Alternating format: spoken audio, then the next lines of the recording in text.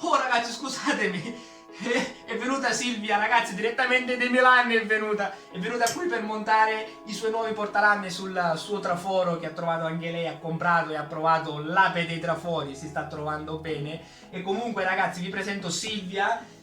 Se volete andare a guardare le sue creazioni vi lascerò il link del suo canale Instagram, che anche lei è un'artista sia del traforo e crea anche con il D-Plast, quella, diciamo, la polvere di ceramica, quindi se qualcuno vuole andare a vedere quello che fa effettivamente può tranquillamente andare a snasuplare nel suo indirizzo, diciamo che lascerò l'indirizzo del suo canale Instagram. Adesso è qua perché gli ho dato qualche, diciamo, qualche consiglio di come si adopera il traforo, perché è la sua prima volta col traforo un po' più grande e ha voluto, diciamo, provare le lame omnidirezionali, quindi gli ho montato il mio portalame e non so come si è trovata. Benissimo, mi ha dato un sacco di dritte, tantissime. Ragazzi, io vi devo dire la verità, diciamo che lei mi ha detto che ha i capelli rossi, quindi io sono andato a comprare dei prodotti apposta per dipingermi i capelli rossi e gliel'ho fatti vedere a lei che è direttamente rossa naturale.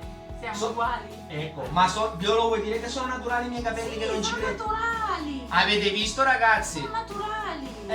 Comunque adesso vi farò vedere anche un attimino come taglia lei. Quindi ragazzi, se non siete iscritti iscrivetevi subito al mio canale YouTube e mi raccomando andate a guardare il suo canale Instagram, avete capito? Ci vediamo dopo ragazzi!